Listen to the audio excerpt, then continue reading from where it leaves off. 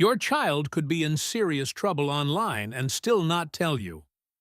Not because they don't need help, not because they don't love you, and not always because they're trying to be sneaky. Sometimes they stay silent because they're scared.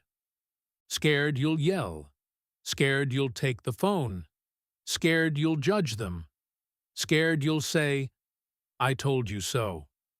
And in some situations, they're scared because someone online is threatening them, blackmailing them, or trying to control them. So today, we're talking to parents about something important.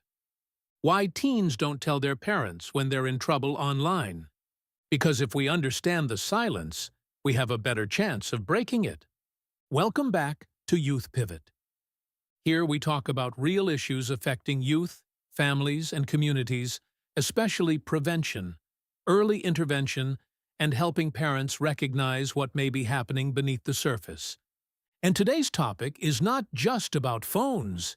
It's not just about social media. It's not just about Instagram, Snapchat, DMs, hidden messages, or online strangers. This is about trust. Because when youth get caught in something scary online, the first mistake is not always the biggest danger. Sometimes the biggest danger is that they believe they have to handle it alone. A lot of parents see secrecy and immediately think rebellion. Your child turns the phone away and you think, what are they hiding? They delete messages and you think, they know they're doing something wrong. Their mood changes after being online, and you think, here comes the attitude. And yes, sometimes teens hide things because they know they are doing something they should not be doing. But sometimes secrecy is not rebellion. Sometimes secrecy is fear. Sometimes your child is not trying to disrespect you. They are trying to survive something emotionally that they do not know how to explain. And if we misread fear as attitude, we can respond in a way that pushes them deeper into silence. That matters because online danger does not always look dramatic at first. Sometimes it starts with a simple message, a compliment, a fake account, a conversation that moves too fast. And before a parent ever sees the first warning sign, their child may already feel trapped. Now let's talk about why teens stay quiet. The first reason is fear of punishment. A teen may think, if I tell my parent what happened, they're going to take my phone. To adults, that may sound reasonable. But to a teenager, that phone is not just a device. It is their social world, their friendships, their school conversations, their group chats, and their connection to what is happening around them. So if honesty always feels like it leads to losing the phone, some teens will choose silence. The second reason is shame. When something embarrassing happens online, especially if it involves flirting, sexual messages, pictures, screenshots, or anything private, shame can take over fast. A teen may think, my parents are going to be disappointed in me. They're going to think I was looking for this. They're never going to trust me again. And shame does one thing very well. It makes people hide. The third reason is fear of overreaction. Some teens already know how their parent responds under pressure. They have seen the yelling. They have heard the threats. They have heard things like, if I ever catch you doing that, I'm done. So when something actually happens, they replay those words in their mind. Instead of saying, I need help, they say, I already know how this is going to go. Now, parents, this is not about blaming you. A lot of parental anger is really fear. You are not angry because you do not care. You are angry because you do care. But in that moment, your child may not understand that. All they feel is, if I tell the truth, everything is going to explode. This is where online threats become dangerous. One example is sextortion. Sextortion is when someone uses a sexual image, a private message, or even the threat of exposing something sexual to pressure, threaten, or blackmail another person. And this can happen faster than many parents realize. It can start with a random message, someone pretending to be another teen. A little attention, a little flattery, a little flirting. Then the conversation shifts. Then pressure starts. Then fear takes over. In one real case, a teenage boy was contacted by someone on Instagram who appeared to be a girl. The conversation moved quickly. She asked for his number. Then she asked for explicit pictures. He said no. He blocked her. And that sounds like the smart ending. But soon after, another message came from a different number. The tone had changed. The person claimed to have explicit material and demanded money to keep it from being sent to other people. Here is what parents need to understand. The threat does not always have to be real to create panic. Sometimes the scammer does not need proof. They just need pressure. They need the teen to believe, if I don't do what this person says, my life is over. That is the emotional trap. The real weapon in these situations is shame. The scammer is not just threatening exposure. They are creating a story inside that child's mind. Everybody is going to see this. My school is going to find out. My family is going to find out. My life is over. My parents are going to hate me. And when a child is already embarrassed, scared, and thinking about what their parent might say, that threat can feel very real.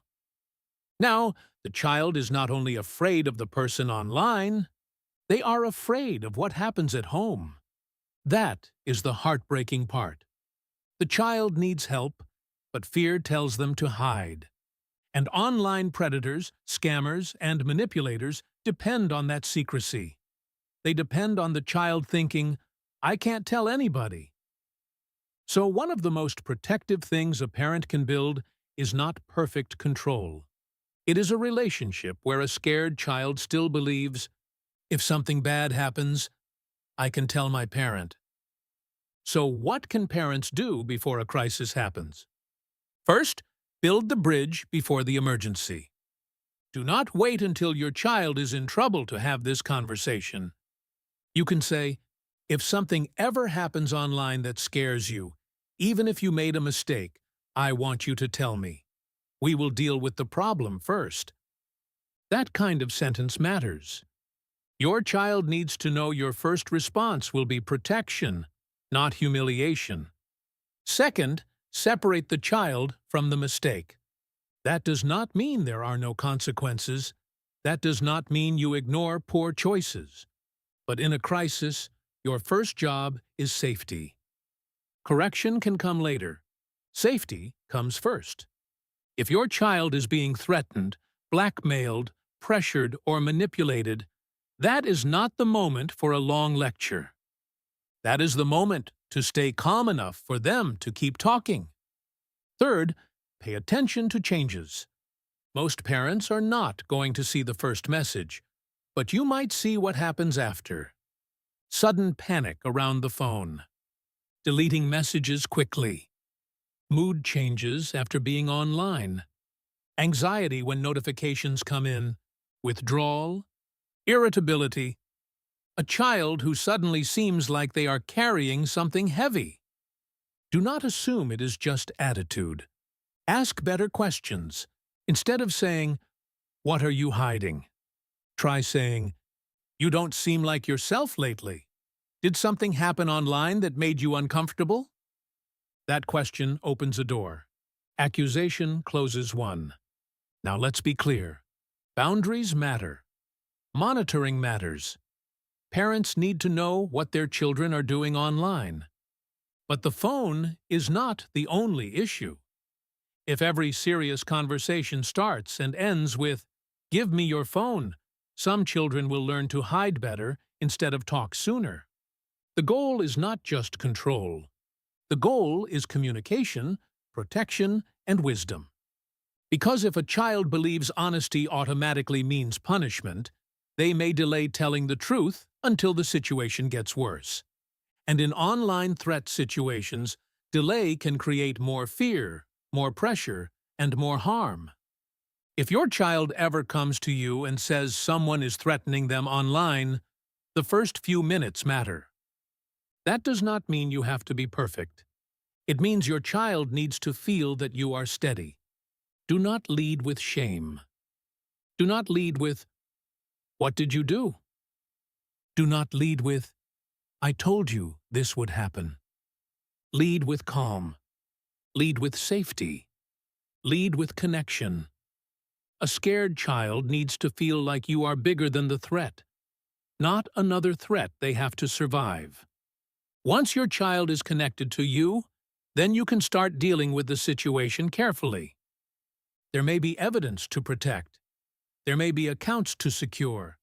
There may be reporting decisions to make. There may be school, law enforcement, or emotional support considerations depending on what happened. But the point is this. Under pressure, parents do not need panic. They need a plan. That is why YouthPivot created the Sextortion Response Toolkit. The goal is not to scare parents. The goal is to help families respond with clarity when something serious happens online. This video is about understanding why teens stay silent. The toolkit is for the parent who needs a calm, organized response plan in front of them, so they can move from panic to action without making the shame worse. If this is something your family is facing, or if you simply want to be prepared before a crisis happens, you can find it at youthpivot.com. Parents, the internet has changed the way youth experience pressure, embarrassment, temptation, and danger. But one thing has not changed. Children still need adults who can stay steady when they are scared. Your child may not need a perfect parent in that moment. They need a calm one. They need a present one.